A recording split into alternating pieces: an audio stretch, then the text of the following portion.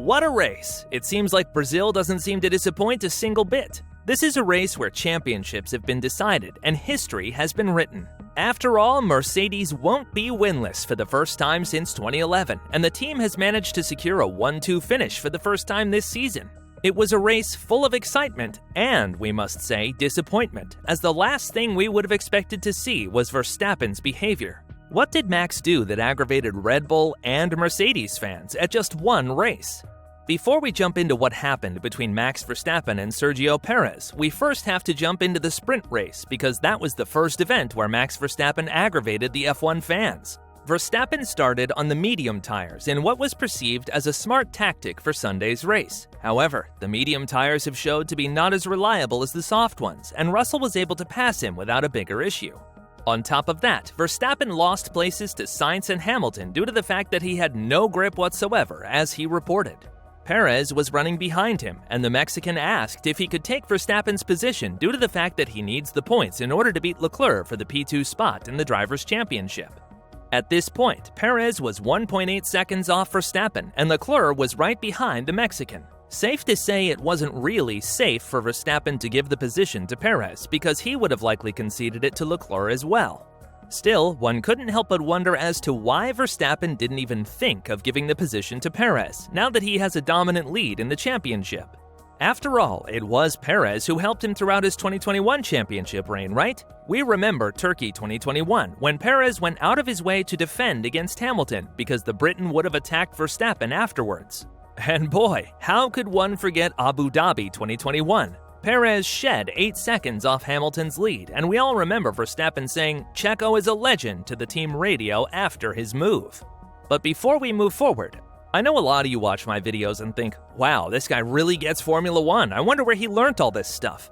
Well, I'd like to think that is what you say to yourself anyway, but to be honest, I didn't learn anything about Formula One. I just learned college-level maths and science, and then learned how to apply it to the real world, and therefore Formula One. You can do that too, using Brilliant. This incredible e-learning site gives you a hands-on education in maths, science, and computer science. Their lessons are aimed at people of all ages.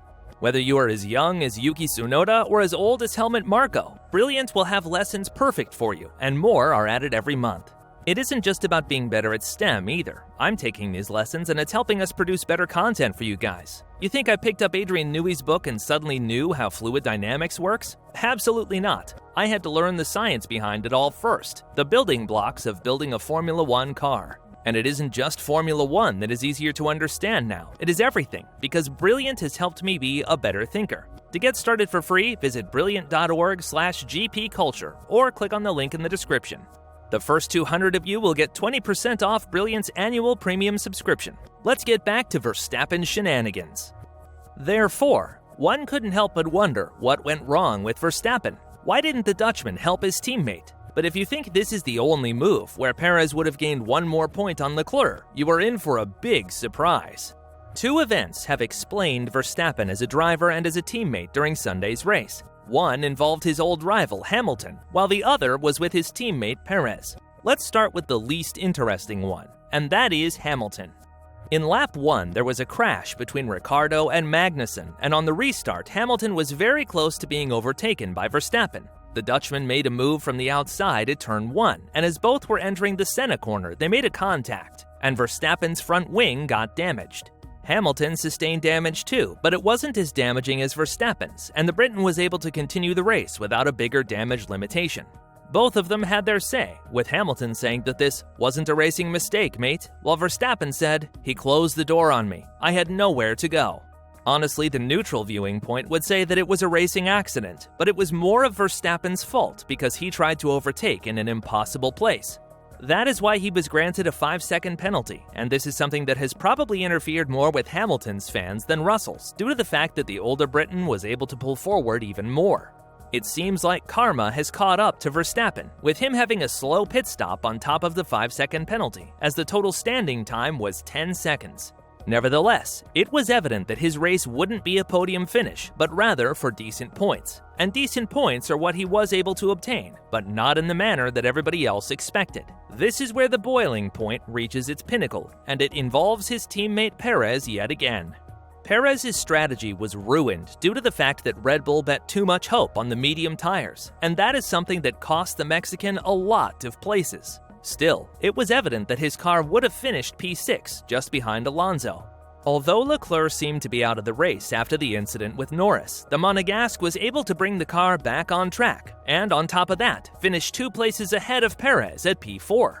Verstappen had the faster car after the safety car restart in the finishing laps of the race, and when it became evident that Perez didn't have the pace to fight Leclerc, Red Bull gave the team order for Perez to let Max ahead, as the Dutchman's mission was to strip points away from Leclerc.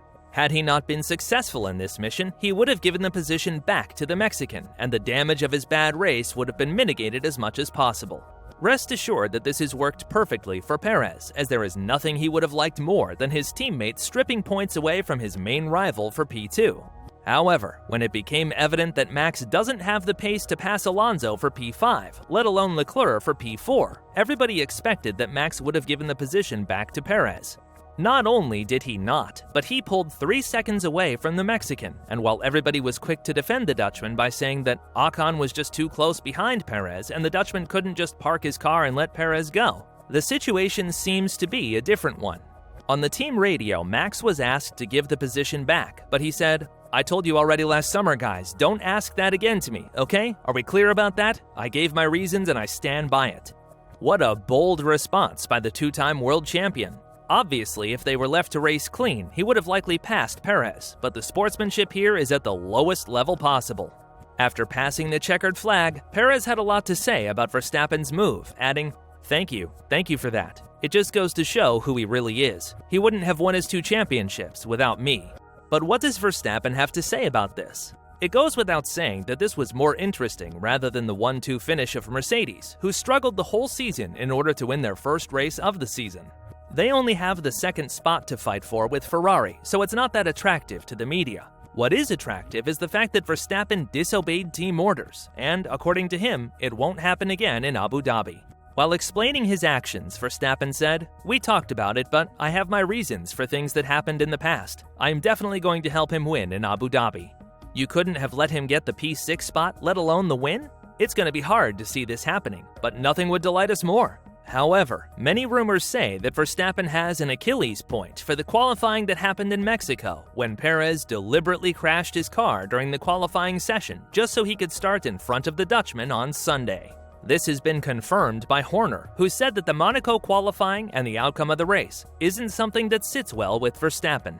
Tom Coronel spoke about this matter, adding, "I know Monaco was a sensitive point for Max, where Sergio Perez deliberately crashed his car into the wall and got full points as a result. This was Max's payback." It's very hard to understand Max's actions, and if it hadn't been for Perez's sacrifices, rest assured that Max wouldn't have won the championships at all. This is putting Perez's tenure with Red Bull in huge jeopardy, and it's likely that the Mexican won't stay at Red Bull if he is treated this way by his teammate. Accepting the number 2 role on the team is one thing, but being publicly humiliated by your own teammate is quite another. Therefore, it's safe to say there's going to be a lot of trouble in Abu Dhabi if Verstappen doesn't leave the position to Perez. As of now, Perez and Leclerc are equal in points ahead of the last race in Abu Dhabi, and the fight for P2 in the Drivers' Championship is something that matters a lot to both of them. What do you think is next for Red Bull? Do you think that there is trouble in paradise and that Verstappen's actions are truly uncalled for? Let us know in the comments below.